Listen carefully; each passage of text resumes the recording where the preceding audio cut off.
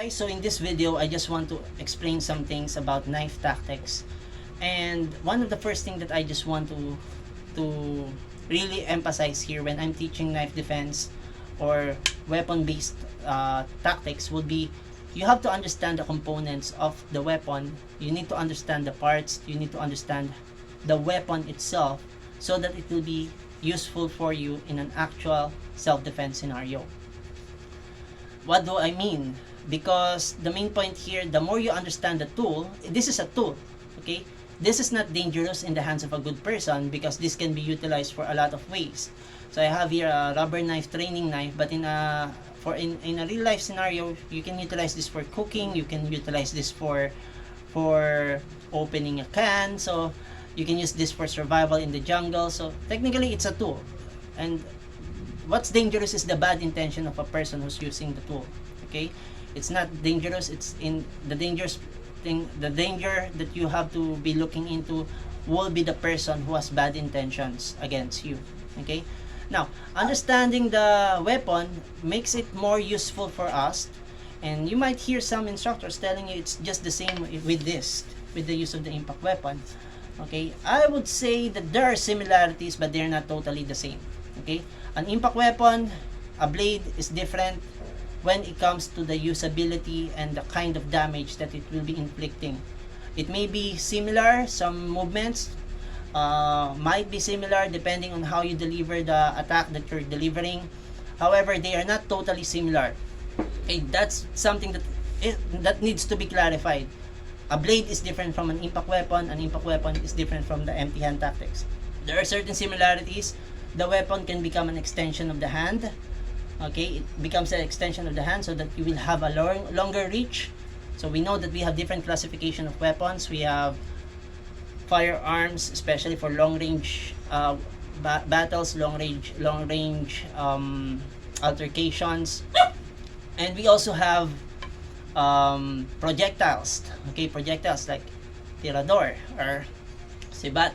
Okay, but technically we have weapons and we need to understand the weapon that we're using depending on the situation that we are in, okay?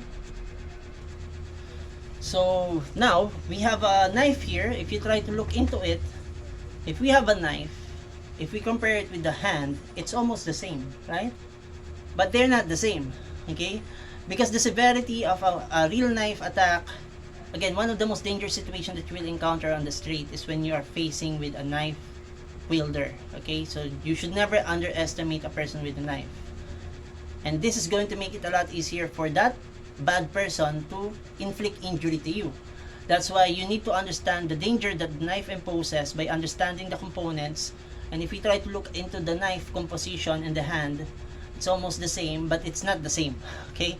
So we have A, B, C, D, and E. We have A, B, C, D, and E, okay?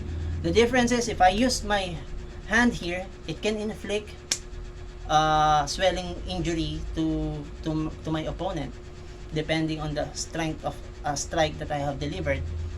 But with a blade, this can inflict an open wound, and it can create an incised wound. That means it will be a clean cut that can really cause severe bleeding. It can cause bleeding. It can cause you losing blood that can lead to hypovolemic shock.